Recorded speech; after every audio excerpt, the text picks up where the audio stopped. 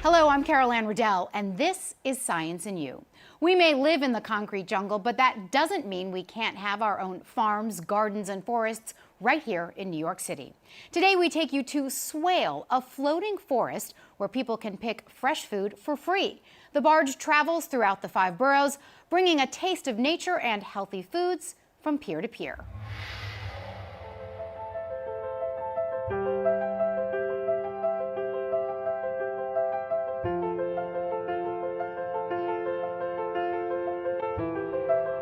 My name is Mary Mattingly. I'm an artist and founder of Swale.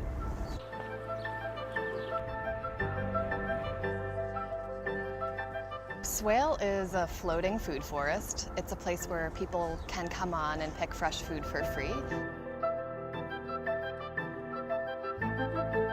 It's on the water for a few different reasons. One is so we can actually purify the river water and use it to grow the plants. Another is so we can move around from pier to pier. And I think the most important reason is that the water is really the true commons in New York City. It's a place that's truly public where anyone can come, and the more people we believe we can engage in the watery space, the more we can talk about the commons and then land as a commons too. And we really want to ask, what could happen if we could grow and pick food publicly on public land in New York City. New York has a policy that says that you can't harvest food for free on public land. But there's a loophole because it doesn't say that you can't do that on public waters. We're very passionate about this project, so you definitely feel this energy with the people that I've worked with. We come from all different backgrounds. I'm an engineer, there are artists, there are community organizers, there's educators. It's like a little microcosm. Like, you see all of the different pieces that it takes to have such a successful project. Get ready? 5, 4, 3, 2, 1.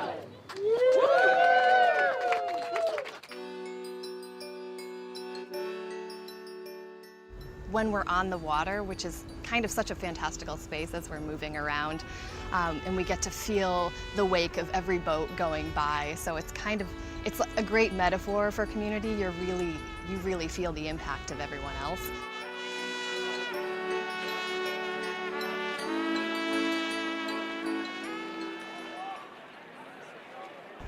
People usually just come on and someone is here to explain what's going on, because I don't think a lot of times people know that they can pick anything. So while we have signs expressing what things are, I think that our biggest job is to say you can pick anything, and people are really amazed. We're in such a commodified culture that it's really insane almost to think about something that's just offered to you, that's just a gift, and why can't that be everywhere? But everything you're handing out to us, we can actually eat, right? Everything I'm handing to you, you can actually eat. Yeah. We wanted to just grow perennials because we knew that yearly it would just be easier to care for. As the trees grow up, there'll be more and more fruits produced, but we're growing a lot of berries. Here we have blueberries, we have some raspberries, rhubarb back there, a bunch of different things that grow well together. So sometimes if you, say, plant marigolds next to tomatoes, the tomatoes will do better because there are less pests that will be attracted to them because of the marigold. So we're trying to do what's called companion planting here. So you'll plant one thing next to another thing to help one thing thrive, also to help the soil enrich the soil. So that's why we have this clover, it's an enricher for the soil as well. On Swale, we have 6 solar panels and 12 batteries, so we can power modest electrical needs, including pumps and things like that. And we use about 275 gallons of water a day in the heat of the summer.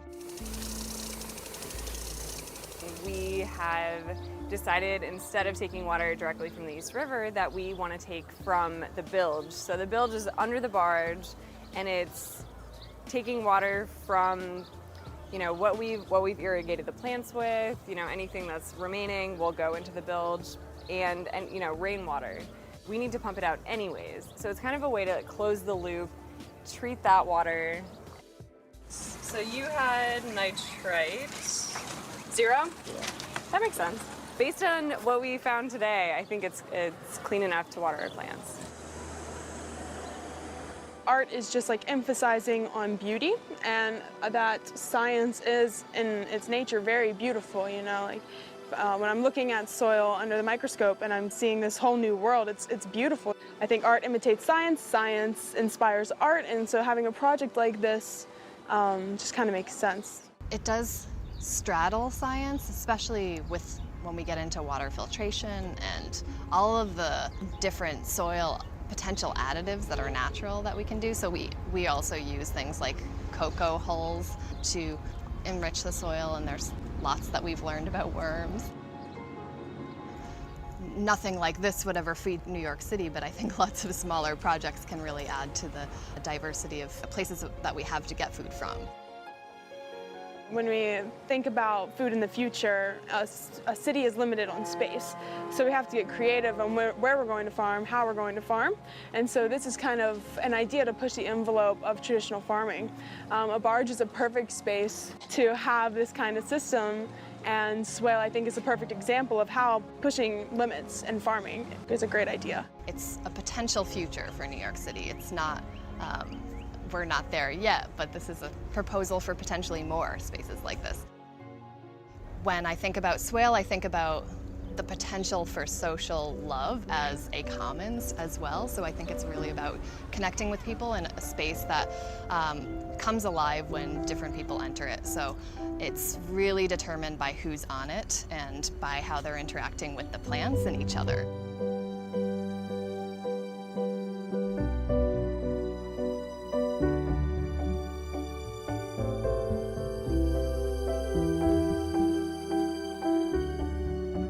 It's metaphorical, and it's, you know, the product of like many people's emotions.